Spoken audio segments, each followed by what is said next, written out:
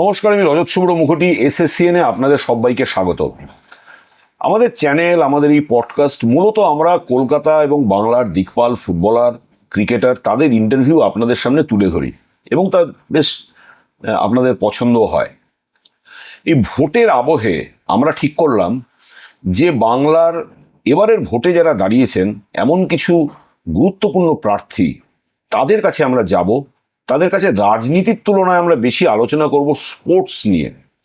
রাজনীতি সবেতেই আছে, কিন্তু এবারের ভোটে এই সমস্ত প্রার্থীদের কাছে স্পোর্টস ইনফ্রাস্ট্রাকচার, রাজ্যের ক্রীড়া ব্যবস্থার ভবিষ্যৎ, ইউথকে কিভাবে আরো ডেভেলপ করা যায়, এসব নিয়ে তাদের কি ভাবনা চিন্তা, এটা নিয়ে আমরা বেশ কয়েকজনের সাথে পডকাস্ট করব, তাদের সঙ্গে কথাবার্তা বলবো। এই তালিকায় প্রথম নাম ব্রাত্য বসু। ব্রাত্য বসুর একাধিক পরিচয় আপনারা জানেন। রাজ্যের শিক্ষামন্ত্রী, থিয়েটার পার্সোনালিটিস, বুদ্ধিজীবী, কিন্তু এর বাইরেও ব্রাত্যদার একটা পরিচয় আছে। ব্রাত্যদা ফুটবলের, বাংলার ফুটবলের অ্যাটলিস্ট ডিকশনারি বলা যায় ব্রাত্যদাকে। ব্রাত্যদা 60-এর দশক, 70-এর দশক, 80-র দশক মুখস্থ।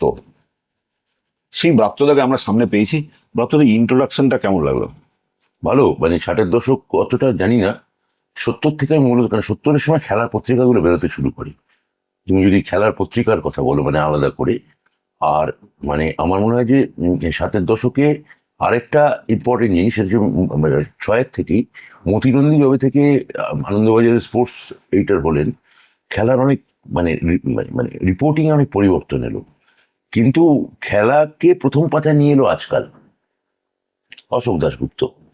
মানে অনেকগুলো ছোট ছোট খেলাকে কেন্দ্র করে সংবাদপত্রেরও অনেকগুলো পরিবর্তন হচ্ছিল। হ্যাঁ, যে টেস্ট ম্যাচের হয়তো একটা পাঞ্চে একটা খুবই বিবরণ হয়তো বেরোতো, সেটা মতিরঞ্জিতের দলবল একেবারে একটা অন্য চেহারা নিয়ে নিলেন। মানে স্পোর্টসে একটা আবার অশোক দাশগুপ্তর আবার কি করলেন, স্পোর্টসটাকে প্রথম পাতায় নিয়ে এলেন, প্রায়োরিটাইজ করলেন। পরবর্তী ক্ষেত্রে মতিরঞ্জি বা তার শিষ্য রূপক শাহ, মানস চক্রবর্তীরা সেই দিকে ফুটবলের ক্ষেত্রে গেলেন। ক্রিকেটে আবার গৌতম ভট্টাচার্যরা, তারা আবার একটা অন্যরকম, মানে মানে আজ ক্রিকেটের সঙ্গে যে একটা আধুনিক বিপণনের ভাবনা জড়িয়ে আছে, ক্রিকেটের সঙ্গে যে একটা ঝকমকে প্যাকেজ জড়িয়ে আছে, এবং একই সঙ্গে একটা সাজাত্যাভিমান, এক ধরনের জাতীয়তাবোধ, এই ভাবনাও যে জড়িয়ে আছে, সেটা তৈরি হলো। এক্ষেত্রে একটা অবশ্যই খুব গুরুত্বপূর্ণ কারণ ছিল ক্রিকেটের ক্ষেত্রে অন্তত 71 সালে ভারতের ওয়েস্ট ইন্ডিজ আর ইংল্যান্ড সফর জয়, আমাদের অজিত ওয়াদেকারের নেতৃত্বে। সেটা একটা মধ্যবিত্তের মানে যে ক্রিকেটটা ছিল মূলত রাজা বাহাদুর নবাবদের খেলা, গাভাস্কারের জন্ম হচ্ছে যেখানে তাকে মধ্যবিত্তের মহানায়ক করে তুললো, মানে hero of the middle class. যে মধ্যবিত্ত দূর থেকে ভাবতে এই খেলাটা বাবা বেশ বড় লোকদের খেলা, তার থেকে ফুটবলে লাথি মারাই ভালো, চামড়ার বল, বেশি খরচাও নেই, ওখানে কি সব কিনতে হয়, প্যাড কিনতে হয়, গ্লাভস কিনতে হয়, এইসব ডিউজ বলের দাম অনেক। আবার তারা আবার মানে লাঞ্চে বা টি ব্রেকে তারা ওই কাঠের বাক্স করে দামি দামি সব খাবার খায়। এগুলো মধ্যবিত্ত একটু দূর থেকে দেখতো। এবং সেটা পাউরুটি বা আটা রুটি খাচ্ছে না, আটা রুটি কুমড়োর ছক্কা খাচ্ছে না, বার করে হয়তো প্যাটিস খাচ্ছে বা স্যান্ডউইচ খাচ্ছে। স্যান্ডউইচ শব্দটাও 70 দশকে যথেষ্ট মানে বড় লোককে আনার সঙ্গে জড়িয়ে থাকা শব্দ। এখন স্যান্ডউইচ যতটা জলভাত হয়ে গেছে, তখন ওই ব্যাপারটা এখন ছিল না। তো এই রদবদলগুলো হচ্ছিল, তা 7-এর দশক থেকেই আমার মনে হয় যে স্পোর্টসের একটা বড় পরিবর্তন ঘটলো। কিন্তু আমাদের সরকার আসার পর, না, আমি তোমাদের সরকারে পরে আসছি। হ্যাঁ, আমি বলছি ব্রাত্য বসু থিয়েটার, কবি, সাহিত্য, এইসবের পাশাপাশি ব্রাত্যদা খেলার মাঠে যেত, ফুটবল খেলতো। হ্যাঁ, ফুটবল খেলেছি আমি। আমি এই যে তুমি যে বাড়িটায় বসে আছো, এটা আমি 1981 সালে আসি আমরা, মানে আমি তখন ক্লাস 7-এ পড়ি, বুঝতে পারছো? আর আমি আস্তে আস্তে যে মাঠটা তুমি ক্রস করলে, সে মাঠটা এখন পাঁচিল দিয়ে সুন্দর করে ঘেরা, বড় বড় মানে আলোকস্তম্ভ লেগে গেছে। কিন্তু তখন আমি যখন আসি 81 সালে, তখন এটা একটা খোলা মাঠ, ঠিক আছে, এবং এত বাড়িও নেই। 8-এর দশকের এই শেষার্ধ থেকে প্রমোটিং নামক শব্দটা এলো 9-এর দশকের গোড়া। প্রমোটিং হওয়ার ফলে যেই মুহূর্তে শুরু হলো, তখন আমার এলাকার একজন প্রমোটার, তাকে বলেছিলাম যে তুমি তো স্বপ্ন দেখো গোটা কালিন্দিটা বহুতল হয়ে গেছে, আর কারোর কোনো বাড়ি নেই, সব বাড়ি ভেঙে ফেলা হয়েছে। যে গোটা কালিন্দি আসলে মানে বড় বড় বহুতলে ভর্তি হাসাহাসি হচ্ছিল এইসব নিয়ে। তো এইটা তখন একটা মানে এত বাড়িও নেই, একটা খোলা একটা দিগন্ত বিস্তৃত মাঠ। এই মাঠটায় আমাদের যারা ছোটবেলার বন্ধুরা যারা খেলাধুলো করতো আমরা গিয়ে খেলতাম। কিন্তু তুমি যদি বলো ফুটবলকে সিরিয়াসলি খেলা, মানে ওই যে সকালবেলা যেটা ধরো বিদেশ বসুর আত্মজীবনীতে পড়েছি, বলো মুখার্জি আত্মজীবনী কিছুদিন আগে পড়লাম, ওই ছোলা গুড় খেয়ে বেরিয়ে পড়লাম, 4:37 ট্রেন, মা আমায় তাড়াতাড়ি একটু রুটি তৈরি করে দিল, ওই রকম আমার, হ্যাঁ ওইসব আমার ছিল না, না না না না না। আমার যে খেলা সংক্রান্ত আগ্রহটা তুমি বলতে পারো, নিজে খেলা তো বটেই, আমার খেলার পত্রিকাগুলো আর মানে খেলার রিপোর্টিং এর সাহিত্য ভ্যালু তোমাকে অনেকটা বেশি আকর্ষণ করলো। সাহিত্য ভ্যালু বলবো না, মানে তার মধ্যে যে একটা দৈনন্দিন ফুটবল মাঠের বা ক্রিকেট মাঠের যে উত্তেজনা আছে, বা এরা যে আমাদের এই আমার পরিমণ্ডলের মধ্যে জড়িত, মানে তখনও তুমি মনে করে দেখো, আর তোমার আমার কম বয়সে মানে 15ই আগস্ট একটা ফুটবল টুর্নামেন্ট হবেই। হ্যাঁ, তারপর মাঝে মাঝেই সেখানে নৈশালকে ফুটবল হতো, দিন রাত্রি টুর্নামেন্ট। হ্যাঁ, আর সকালের দিকে হতো 4-10, 4-10 হাইটের খেলা। হ্যাঁ, লালটু এলো ফুটবল খেলবে, এসে রেফারি তাকে মাপলো, ভেবে বললো না 4-11 বাতিল, লালটু খেলতে পারলো না। ঠিক আছে, এই যে মানে গোটা বাঙালি মহল্লার সঙ্গে ফুটবলের একটা অনিবার্য যোগাযোগ, ওই খেলার পত্রিকাগুলোর বিবর্তনটা যদি তার সঙ্গে মিলিয়ে দেখা যায়, তাহলে একটা অদ্ভুত মানে মানে এই যে বাঙালি যে এরকম মাঠমুখী ইস্টবেঙ্গল, মোহনবাগান, মোহামেডান স্পোর্টিং, পাগল, এটা বাঙালি জাতিসত্তার ডেভেলপমেন্টের সাথে ওতপ্রোতভাবে কেন জড়িত? হ্যাঁ, তার কারণ হচ্ছে বাঙালি সর্বদাই একটা অপর খোঁজে, মানে আমার একটা প্রতিপক্ষ লাগবে, যে প্রতিপক্ষের সঙ্গে ঝগড়া করবো। তাপস সেনের কথা নিশ্চয়ই তোমার মনে আছে, লাইটের একদম আলোর আমাদের কিংবদন্তি। তিনি বলেছিলেন যে আমার মানে তার একটা আত্মকথায় আমি পড়েছি, যে 5-এর দশকে আমি যখন দিল্লি থেকে ফিরে এলাম, আমার রাত্রিবেলা মা বাবা আলো করবো শুনে বাড়ি থেকে তাড়িয়ে দিল, যে অন্য কোনো চাকরি বাকরি না করে লাইটের কাজ করি। তো তাপস সেন বলছি যে তখন আমার এক বন্ধুর বাড়ি, বিভিন্ন বন্ধুর বাড়ি গিয়ে আমি রাত্রিবেলা থাকতাম, তা সবসময় বন্ধুরা জায়গা দিত না। তা তখন গিয়ে বলছি যে সে তখন জায়গা পেতাম যদি কোনো বন্ধু যদি কমিউনিস্ট হয়, আমি গিয়ে তাকে বলতাম আমি কংগ্রেস। 9টা-9:30 থেকে ঝগড়াটা শুরু হতো, তারপর হতে হতে গিয়ে 12টার সময় গিয়ে বলতো তাহলে তোর বাড়ি শুয়ে পড়ে যায়।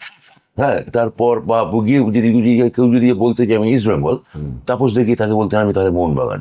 আবার ওই 9টা-9:30 থেকে ঝগড়া শুরু হতো, আবার 12টার সময় বলতো তাহলে তোর বাড়িতেই থেকে যায়। হ্যাঁ, মানে ও তো ঝগড়া করতে চাইছে, উল্টো লোকটা ওনার তাহলে তুই থেকে যা। ঠিক আছে, বাঙালি প্রতিপক্ষ, বাঙালি একটা প্রতিপক্ষ চাই। ঠিক আছে, এবার তুমি দেখো ইস্ট বেঙ্গল শব্দটার সঙ্গে বাঙাল শব্দটা তো জড়িয়ে আছে। বাঙাল শব্দটা মানে যারা পূর্ববঙ্গীয় লোক। 1947 সালের আগে ইস্ট বেঙ্গল ক্লাব তৈরি। হ্যাঁ, তার মানে 1921 প্রবলেম 1921, মানে অনেক আগে তৈরি, 47-এর আগে তৈরি। এই এই নশাবাবুরা কি হলো, ওরা মোহনবাগান ক্লাবের সঙ্গে যুক্ত ছিল। তা কোনো একটা ওদের তর্কাতর্কি হয়েছে কুমারটুলির একটা মিটিং, ওরা বেরিয়ে এসে বললো আমাদের অপমান করেছে শৈলেশ বাবু, এরা আর কি, ওরা বললো যে আমরা নতুন ক্লাব করব।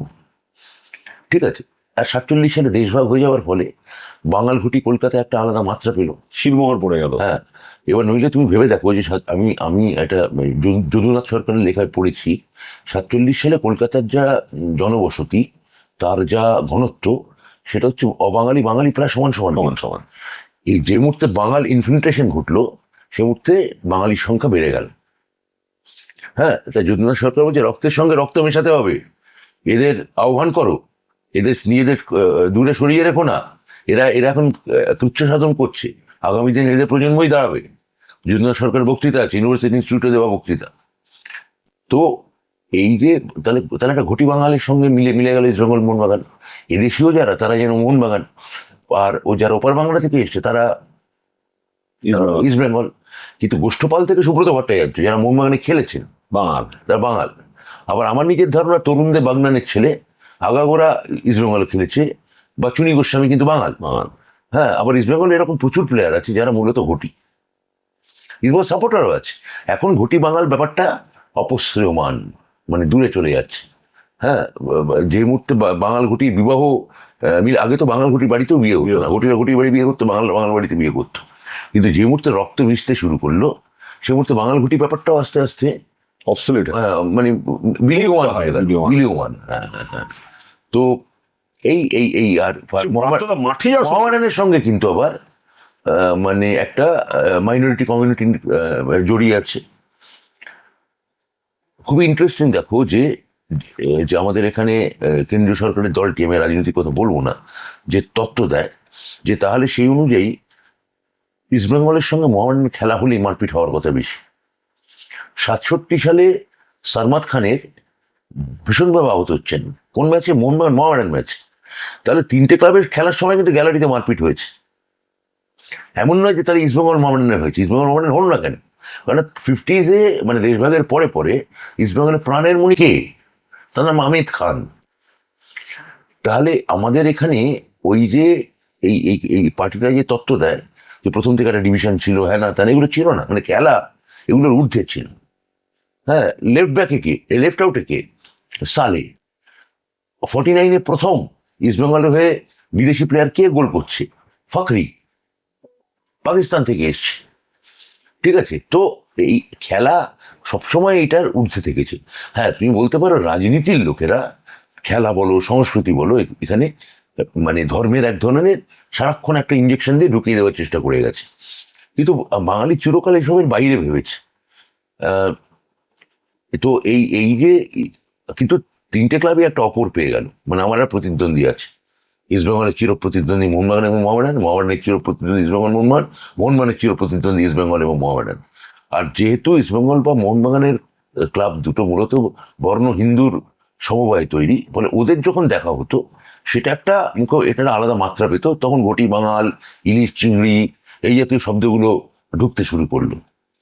এইটাই আমার মনে হয় যে তুমি যে প্রশ্নটা করলে যে চির প্রতিদ্বন্দ্বী বা ইত্যাদি ইত্যাদি বা এই ব্যাপারটা কেন এলো, এই অক্সিজেন সাপ্লাই, এটা অক্সিজেন সাপ্লাই দিচ্ছে, মানে তুমি- মাথার পেছনে ওই ওই কনসিয়াসনেসটা আছে।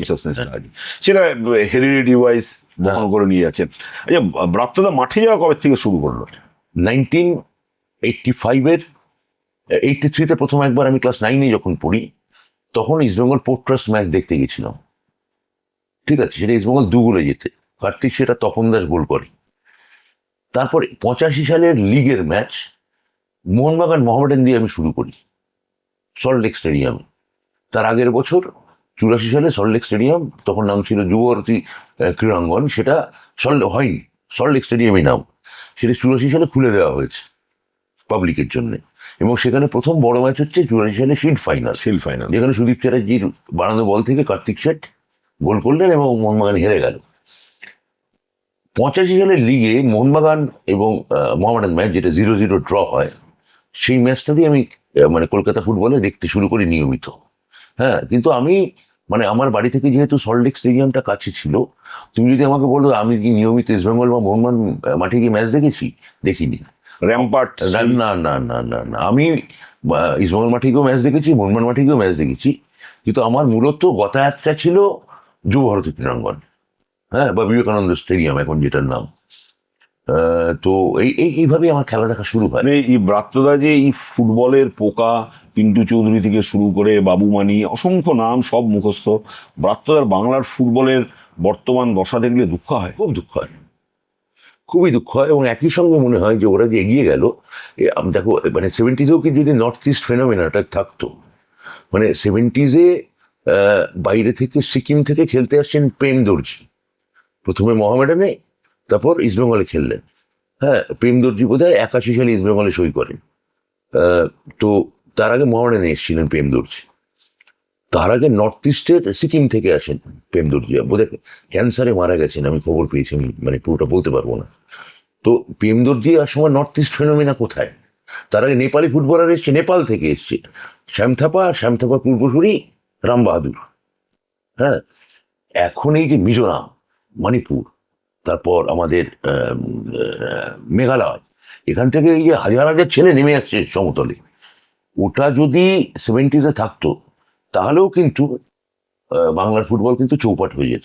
মানে এইটাই আমি বলতে চাইছি, আমি এটা কখনো ওরা আমাদের শ্রমে এগিয়ে গেল, আমি নর্থ ইস্ট ফেনোমেনা নেই কিন্তু 70-তে।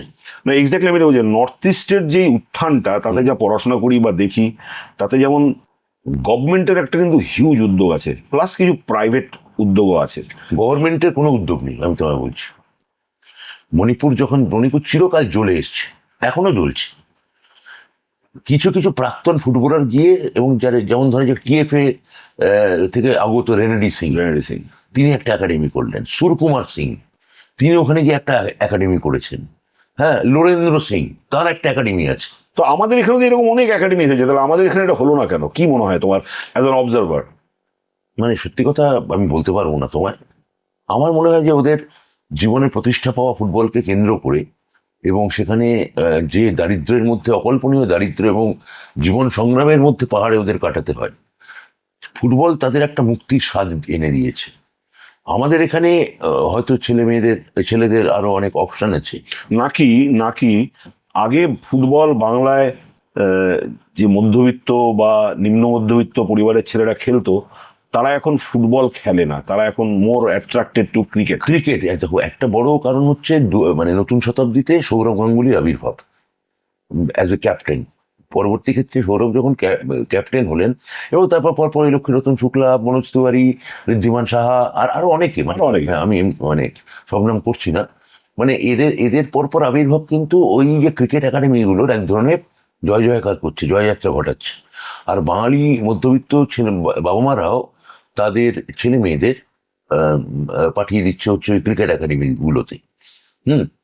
তো ওই সে একটা দুর্দান্ত, আমি একটা লেখা পড়েছিলাম, একটা খুব কম বয়সে, একটা কম বয়সী বাচ্চা ছিল, একটা ছেলেকে বোল্ড করে দিয়েছে। ঠিক আছে, তো ওই বাচ্চাটি মা টিফিন বক্স আর টিফিন জলের বোতল হাতে লাফাচ্ছে।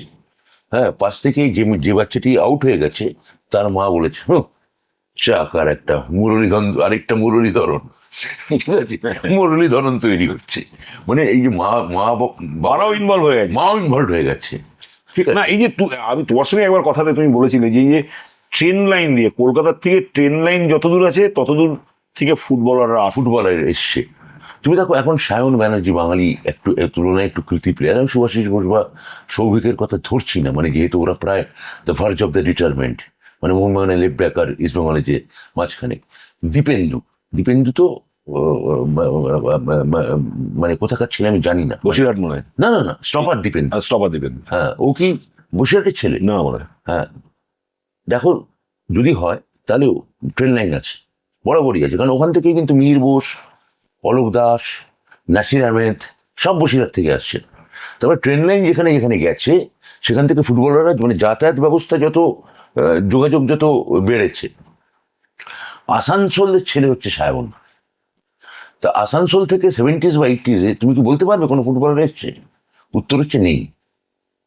ওখানে আমরা ম্যাক্সিমাম বর্ধমান পর্যন্ত দেখবো, বিদেশ বোস। হ্যাঁ, আরো কেউ কেউ বর্ধমানের ছেলে আছেন, ষষ্ঠী দুলে, আরো পরবর্তী ক্ষেত্রে হুগলি।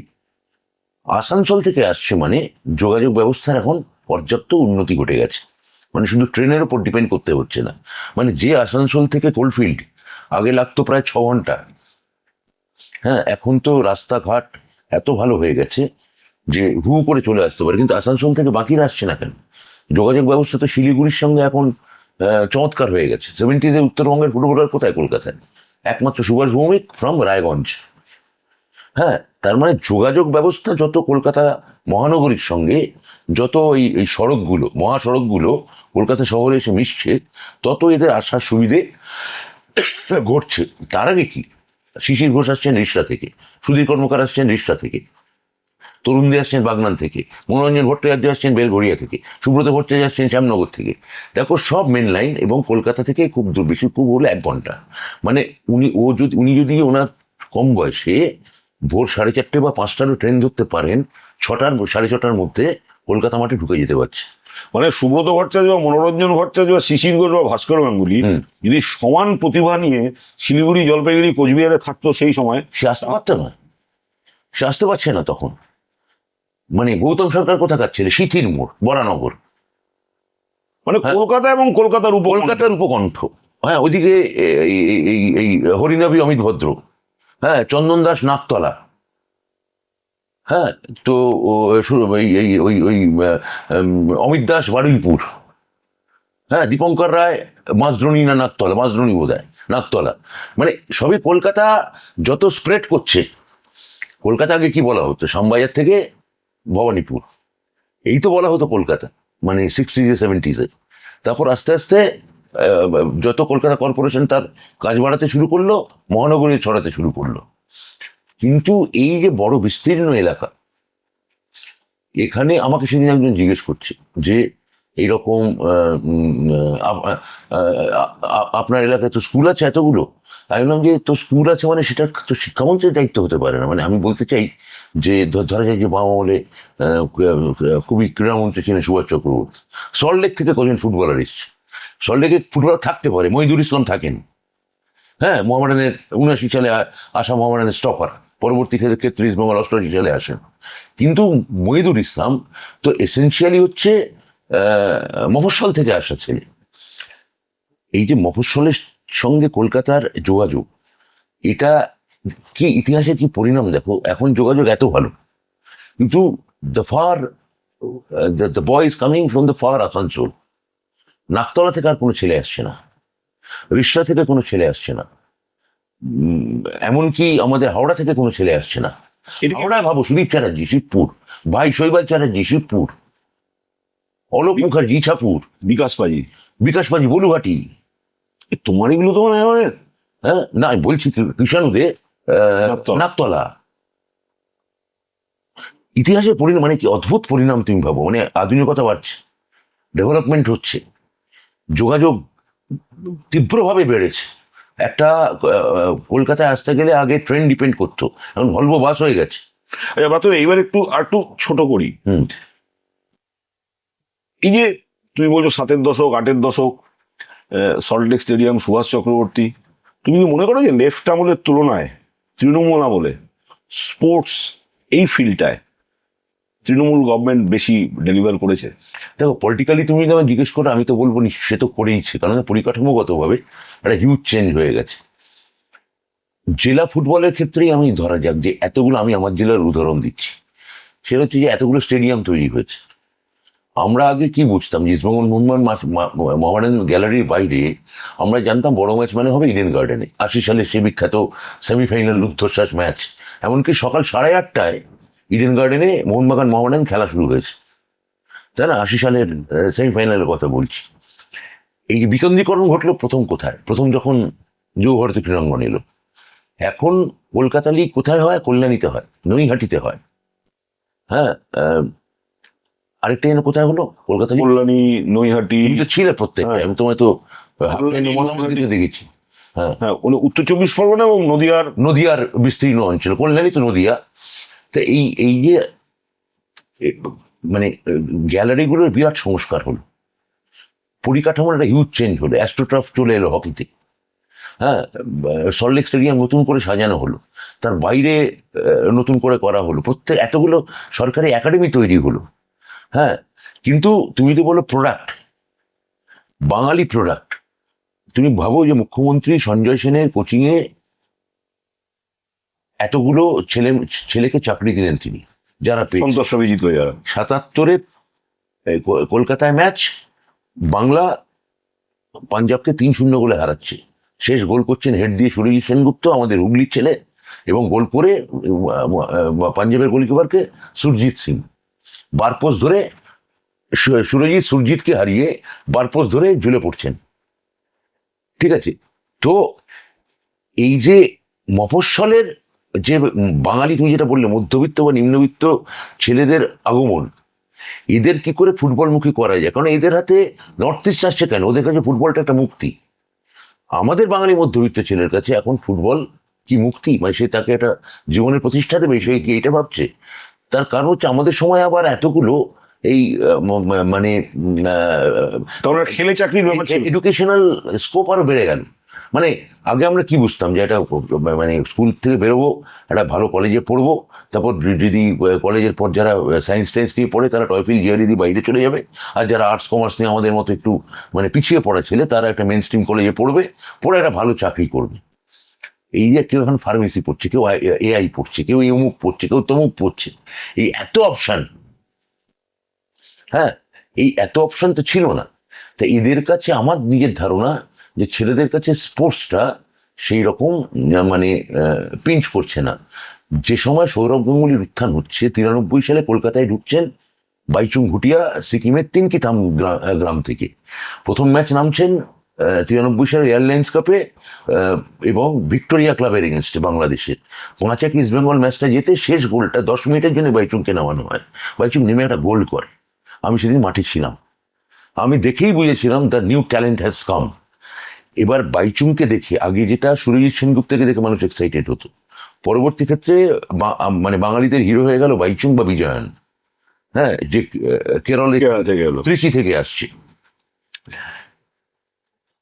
বাঙালি আইকন সৌরভ গাঙ্গুলি যেটা ক্রিকেটের ক্ষেত্রে মধ্যবিত্তের ক্ষেত্রে একটা বড় ইম্পেটাস হিসেবে কাজ করেছে। এমনকি বাঙালি আমাদের এখানে ওই সেদিন যেমন এই অতনু ভট্টাচার্যর একটা ইন্টারভিউ দেখছিলাম, তিনি বলছেন যে আমার ক্ষেত্রে খুব বড় ইন্সপিরেশন ছিল প্রতাপ ঘোষ। 79 ইস্টবেঙ্গল মোহনবাগান ম্যাচ মনে করে দেখো, এক ম্যাচটা ড্র হয় এবং ইস্টবেঙ্গল গোলার মতো একটার পর একটা অ্যাটাক করে প্রতাপ ঘোষ প্রায় বারপোস্টের সামনে একটা অতিকায় প্রায় বারপোস্ট ছাপিয়ে উঠে গেছে বলে মনে হচ্ছিল। মানে প্রত্যেকের একটা আইকন দরকার হয়। হ্যাঁ, মেহতাব হোসেনের সঙ্গে আমার কথা হচ্ছিল, মেহতাবকে দেখো ছোটবেলা একটা আইকন আছে, ঠিক আছে, প্রত্যেকের একটা একটা একটা সামনে লাগে। এদের সামনে এরা আমি জানি না, মানে এখন যারা হয়তো ফুটবল খেলছে না, খেলতে চাইছে না, কেন চাইছে না এটা আমার। সরকার has no role to play, তুমি বলতে চাইছো?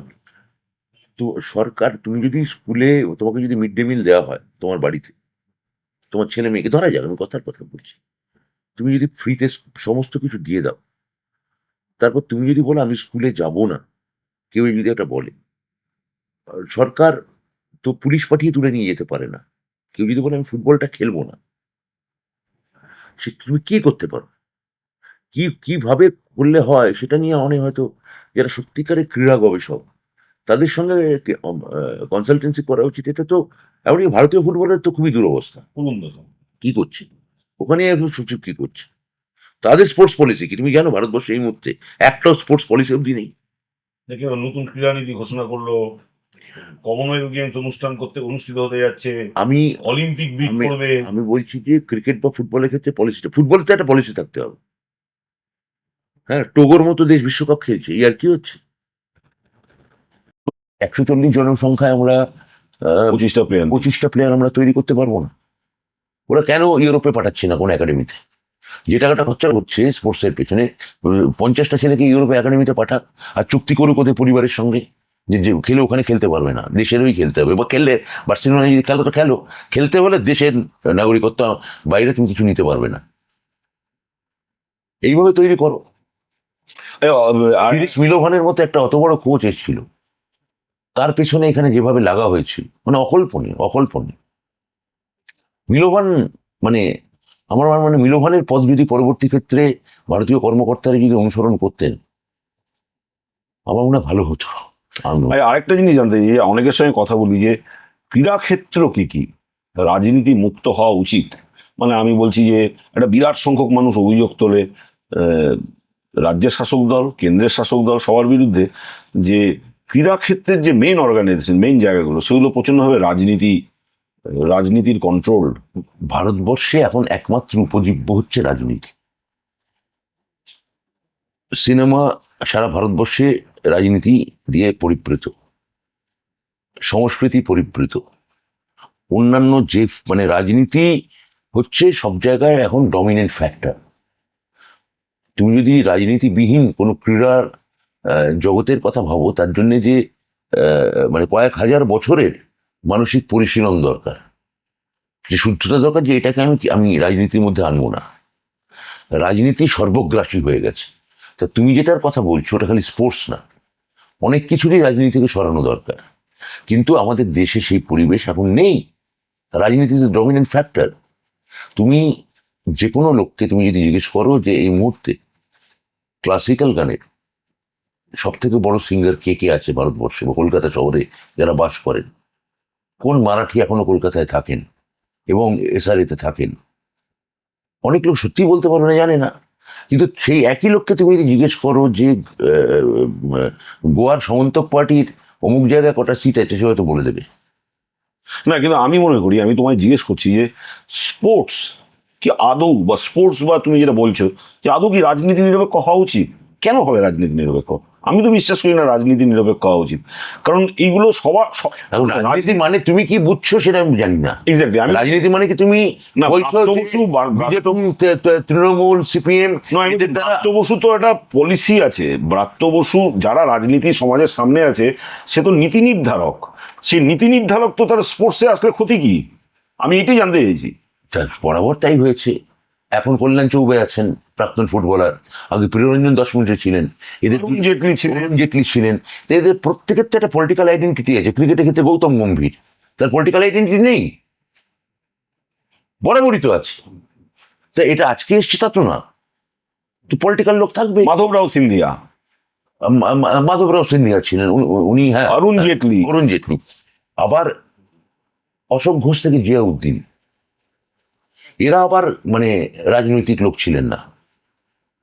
তা আমার মনে হয় যে রাজনীতি করে কি করে না, তার থেকেও বড় কথা হচ্ছে যে একটা ভিশন আছে কিনা, একটা দৃষ্টিভঙ্গি আছে কিনা। সেই দৃষ্টিভঙ্গি থাকলে তো আমার মনে হয় যে ইনভলভ হতেই পারে।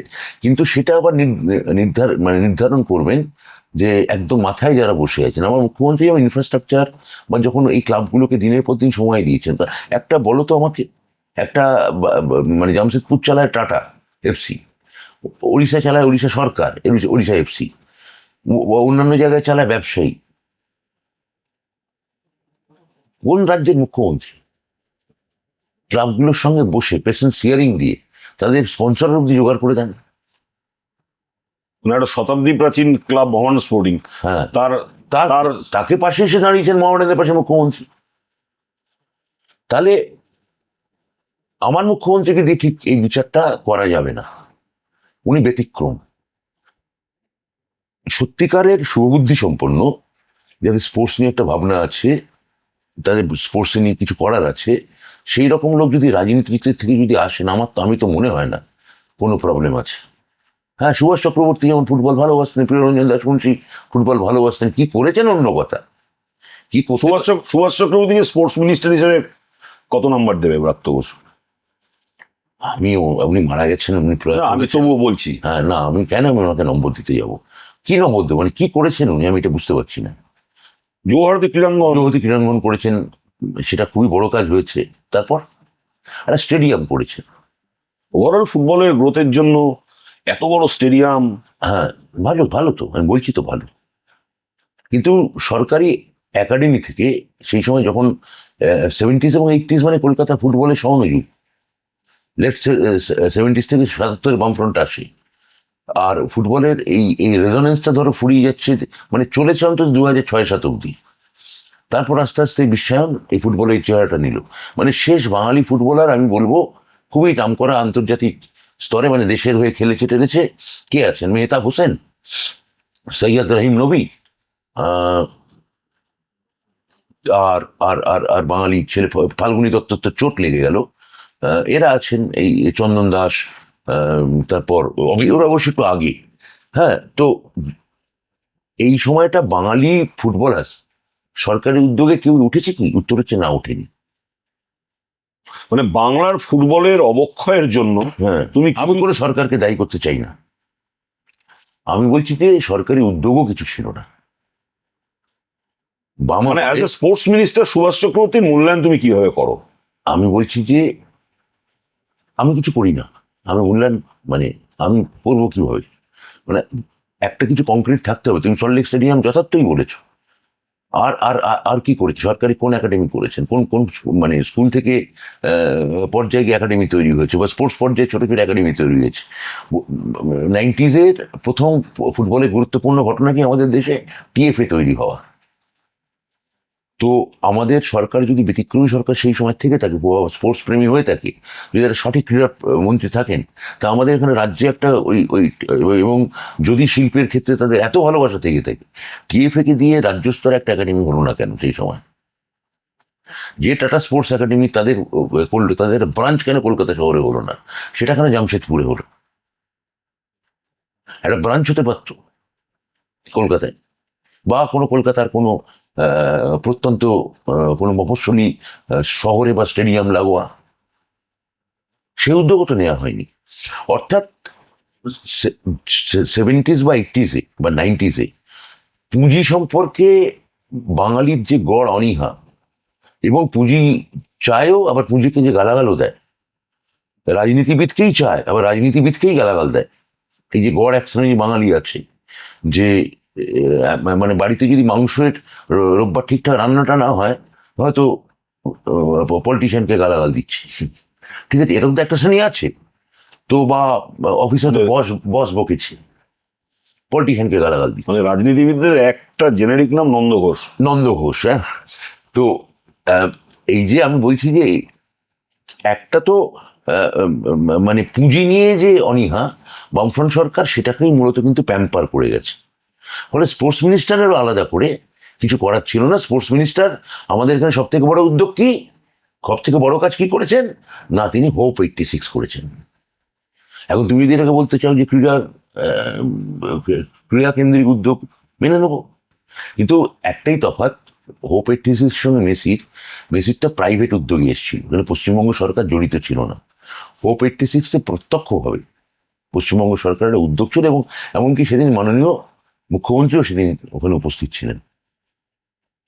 ফাইনালি যে তোমার যে বিধানসভা এলাকা, তোমার বিধানসভার মানে তুমি রাজ্যের একটা ক্যাবিনেট মিনিস্টার, শিক্ষার মতো একটা গুরুত্বপূর্ণ দপ্তর দেখো, একটা বিধায়কের কি আমি জানতে চাইছি, বিধায়কই এলাকার ডেভেলপমেন্ট। 3টে স্টেডিয়াম করেছি আমরা, ফুটবল, আর 2টো একাডেমি আছে, ফুটবল একাডেমি।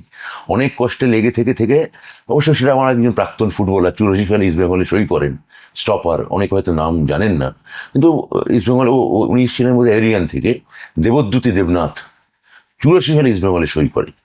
আমার এই নাগেরবাজারের ছেলে কিন্তু বলাই মুখার্জি, রাইট ব্যাক।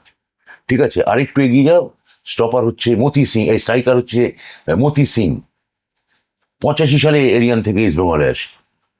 ঠিক আছে, এরা কিন্তু আমার এলাকার লোক। আমার এলাকাতেই থেকেছেন ভেঙ্কটেশ, পুরুষোত্তম ভেঙ্কটেশ, নিখিল নন্দী অলিম্পিয়ান, হ্যাঁ, কিছুদিন আগে প্রয়াত হয়েছেন, আমি যোগাযোগ রাখতাম। না, তুমি এদের ইনভলভ করে তোমার এলাকার স্পোর্টস ডেভেলপমেন্টের কোনো করেছি তো। কিন্তু আমাকে তুমি যদি বলো যে একজন ফুটবলার, একজন খুব ভালো অভিনেতা, তিনি যেমন সবসময় অভিনয়ের ক্লাস নিতে পারবেন না, কেউ পারবেন না। ফুটবলার মাত্রই তিনি ফুটবল বিশেষজ্ঞ হবেন, যেমন কারণ আমার এমনটা মনে হয় না। আর বিশেষত যখন ওদের অনেকেই টানা যখন রিলে দেখতে শুরু করলাম, বা এখনো ফুটবলের যখন বাইট টাইট গুলো দেখি, বুঝতে পারি আজ খুব দুর্দান্ত প্লেয়ার হতে পারে, কিন্তু মানে ফুটবলটা নিয়ে না কথা বললেই পারেন। হ্যাঁ, এইটা মাঝে মাঝে মনে হয় কোনো প্রাক্তন ফুটবলার হয়। হ্যাঁ, মানে মনে হয় আমার। তো ফুটবলারকে দিয়ে যে করাতে হবে তা নয়। 3টে স্টেডিয়াম আমার এলাকায় মুখ্যমন্ত্রীর বদান্যতায় আমি করতে পেরেছি। একটা হয়েছে আমার লাগোয়া একদম, কিন্তু সেখানে আমারও এলাকার লাগোয়া, অমল দত্তর নামে। আমি নিজে আমার এখানে দক্ষিণ দমদমের 9 নম্বর ওয়ার্ডে রহিম সাহেবের নামে একটা স্টেডিয়াম করেছি, মানে যিনি আমাদের শেষ 62 সালে জাকার্তা এশিয়াডে সোনা এনে দেন। আর আর একটা কৃষ্ণনদের নামে একটা স্ট্যান্ড করেছি। আর সুভাষনগরে আমাদের একটা খুব চমৎকার স্টেডিয়াম আছে, সেটাই আপাতত আমি গ্যালারি তৈরি করার কাজে ব্যস্ত আছি। এই কাজ তুমি বলতে পারো আমি করেছি। আর একটা ফুটবল একাডেমি আছে, এখানে ছেলেদের আমি নিয়মিত মানে আমি ওদের বলেছিলাম, সে হাঁ করে উঠেছে। একদম ছোটবেলা থেকে ওদের রেখে মানে ভালো করে এমন মাংস খাওয়ানো উচিত যাতে শরীর হট্টা হয়। যে মাংস খাওয়াতে চেয়েছিলাম সেটা আমার মানে ওরা চাইনি আর কি, যাই হোক। তো ফাইনালি যে ধরো একটা কথা বারবার আসে যে এই তোমাদের সরকারের আমলে প্রাক্তন যত দিকপাল ফুটবলার, তাদের যেভাবে সরকারের পক্ষ থেকে যে তাদের যেভাবে মানে একাত্ম করে নেওয়া হয়েছে, তাদের যে ফিরিয়ে দেওয়া হয়েছে গভর্নমেন্টের পক্ষ থেকে, সেটা কি তোমাদের বাম আমলের সময় সেই দিকপাল ফুটবলারদের এরকম কোনো ইনিশিয়েটিভ ছিল? আমার সাংসদের নাম প্রসূন বন্দ্যোপাধ্যায়, 4বারের সাংসদ, অর্জুন পুরস্কার প্রাপ্ত। 74 সালে মোহনবাগানে সই করেন তিনি। 81 সালে মোহামেডানে চলে যান, আবার মোহনবাগানে ব্যাক করে অবসর নেন। প্রদীপ ব্যানার্জির কিংবদন্তি ভাই তিনি, ফুটবলের একটা কিংবদন্তি। আমার এই এমপি, আমার এমএলএর নাম বিদেশ বসু, 76 সালে মোহনবাগানে সই করা।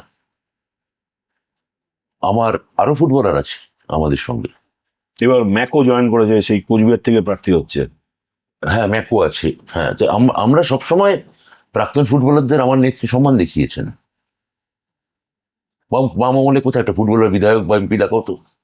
তাহলে তো পার্টি স্ট্রাকচারটি আলাদা, তাহলে তো যাই হোক, আরে মানে তার মানে তুমি বলছো ফুটবলাররা কখনই কমিউনিস্ট পার্টি করতো না, তাহলে তো পার্টি মেম্বার হতে হবে। মেম্বার হতে হবে, ছিল না, তাহলে কি করা যাবে, কি করা যাবে?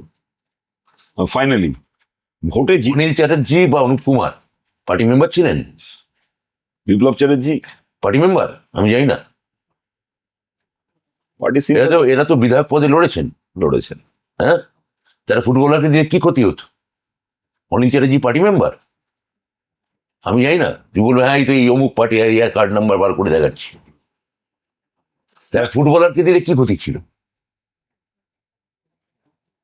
একজন সাঁতার ঢুকে দিয়েছিলেন বুলা চৌধুরীকে, 2006 সালে মহিষাদল সিট থেকে লড়েন।